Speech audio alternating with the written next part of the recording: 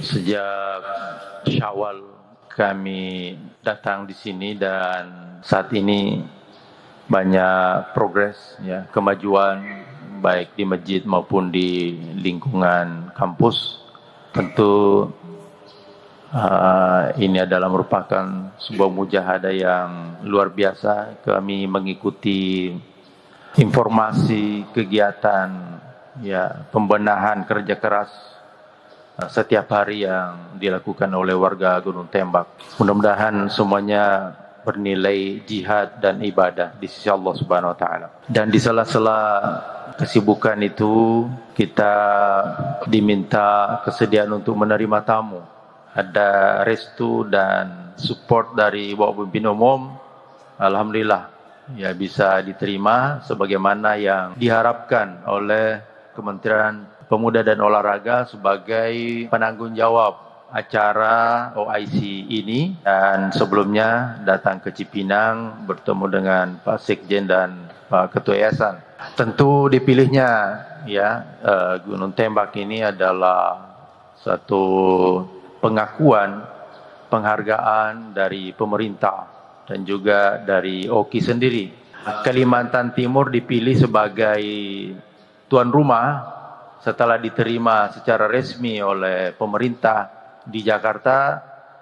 Tentu banyak pertimbangan, selain karena alamnya, sumber dayanya, budayanya, juga mungkin untuk memperkenalkan Kalimantan Timur sebagai calon ibu kota nantinya. Nah, ketika berbicara tentang Kalimantan Timur, memang berbicara pesantren tidak pernah ada pilihan lain kecuali Hidayatullah, dan itu sejak dulu. Jadi ini sudah menjadi image yang sangat baik, ya, reputasi yang sangat luar biasa yang harus kita jaga, kita lestarikan, kita rawat baik-baik. Kalau kita melihat foto-foto dokumentasi bagaimana Pak Emil Salim membawa rombongan dari PBB di bidang lingkungan hidup, itu luar biasa. Ini benar-benar kita rawat ini, dan nanti saya akan juga menyampaikan bagaimana apresiasi mereka terhadap lingkungan.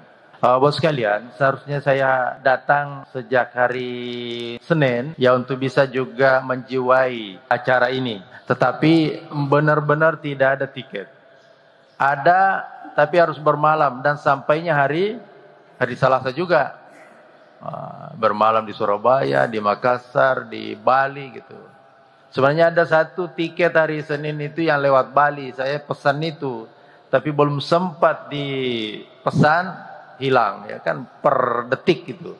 Nah, jadi memang belakangan ini tiket ke Kalimantan Timur cukup susah. Ya, mungkin karena banyak acara-acara yang dialihkan ke sini untuk memperkenalkan Kalimantan Timur. Tetapi ya, insya Allah itu tidak akan menjadi kendala sama sekali. Bos sekalian, kemarin yang memberi sambutan dari tamu itu 3 orang.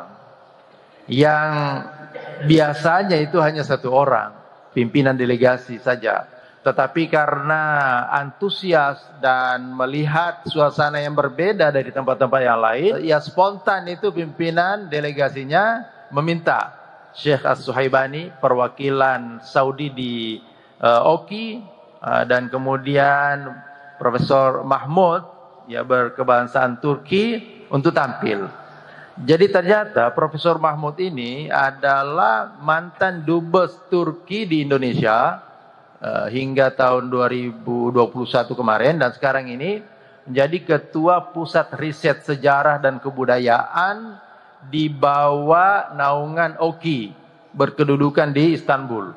Di sambutan, Dr. Al-Husain kemarin menyampaikan bahwa OKI ini adalah organisasi dunia terbesar kedua setelah PBB.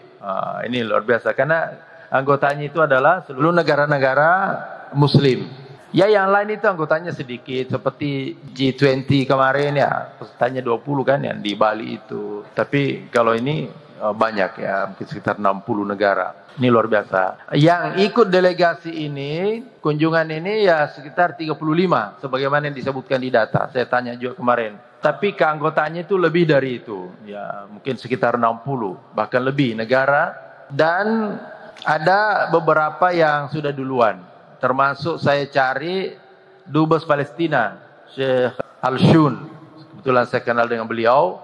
Ternyata ya ada acara jadi harus kembali kemarin. Jadi yang ikut rombongan kemarin ini ada beberapa dubes dan mantan dubes. Mantan dubes itu tetap dipanggil ambasador. Jadi ini satu khas ya. Kalau ketua umum, ketua yayasan sudah selesai ya kan tidak dipanggil lagi gitu kan. Tapi kalau dubes itu saya lihat begitu. Nah, saya mengaitkan dengan seorang sahabat kami di MUI, dia juga mantan dubes, di kartu namanya itu masih menggunakan gelar ambasador, padahal dia sudah mantan. Nah, ini juga satu wawasan baru. Jadi memang benar-benar banyak kemarin itu. Ada beberapa dubes ya dan mantan dubes. Tapi kan dia ikut dalam delegasi sehingga yang duduk di depan itu adalah pimpinannya. Nah, Dr. Al-Husain yang berkebangsaan Maroko, Hussein Rozwi. Dia ini direktur bidang budaya di OKI. Dan memang inilah misi utama dari kunjungan ini. Makanya disebut cultural activity. Program budaya. Nah, kenapa Indonesia ini dijadikan sebagai destinasi? Karena Indonesia adalah negara berpenduduk muslim terbesar di dunia. Yang multi etnis, multi budaya, multi segala-galanya. Tetapi hidup rukun, damai. Kan yang ribut itu di medsos saja itu. Buzzer-buzzer itu kan. Jadi kayak panas betul. Tapi di masyarakat kan adem, ya, damai gitu. Dibanding dengan negara-negara muslim lainnya, penduduknya sedikit, tapi luar biasa perangnya tidak pernah berhenti. Perang saudara di Sudan, bayangkan itu Pak. Itu sama-sama sebetulnya militer ya, cuma ya kepentingan pragmatis saja. Nah, gitu kan. Bagaimana di Yaman, di Suria, waduh luar biasa. Dan seperti di Yaman itu antara satu suku dan suku yang lain itu enggak mau betul mengalah. Memang sekarang ini Indonesia ini menjadi rujukan dunia dalam hal perdamaian. Beberapa bulan terakhir ini saya mengikuti beberapa international konferensi internasional. Sebelum Muktamar Muhammadiyah ada juga konferensi internasional di Solo. Dihadiri oleh 50 lebih negara. Semua negara, bahkan pesertanya juga ada yang non-muslim dari Amerika dan negara-negara Eropa. Kemudian lanjut di Bali. Kalau di Bali ini rata-rata negara muslim dan negara Arab yang hadir kemarin itu. Semua bicara tentang perdamaian, bicara tentang wasatiyah. Nah, terakhir baru-baru ini di Jakarta juga dari banyak negara juga bicara tentang wasatiyah juga. Nah, jadi wasatiyah ini adalah ajaran Islam yang diyakini bisa menyelesaikan persoalan-persoalan dunia ya, yang luar biasa saat sekarang ini. Dan tentu kita kaum muslimin, apalagi Hidayatullah yang menjadikannya sebagai salah satu jati diri, benar-benar bisa mengimplementasikan konsep wasatiyah itu. Sehingga nanti kalau berbicara tentang wasatiyah itu ada rujukannya. Kalau sekarang ini secara konsep narasi itu sudah sangat kaya sekali para ulama, ya, para cendekiawan. Nah, tetapi ya wujudnya itu seperti apa? Nah, inilah yang memang terus kita ingin tampilkan, kita terdepan. Semua bicara wasatiyah. Makanya salah satu misi Hidayatullah itu adalah bersinergi dan bekerja sama dengan seluruh komponen umat dan bangsa ya dalam membangun peradaban Islam. Itu juga yang kita sempat sampaikan kemarin. Jadi itu Dr. Al-Husain menyampaikan tujuan dari kunjungan ini, dan beliau sangat takjub dengan alam Kalimantan Timur yang beliau anggap sebagai wilayah yang terindah paling tidak di Asia Tenggara.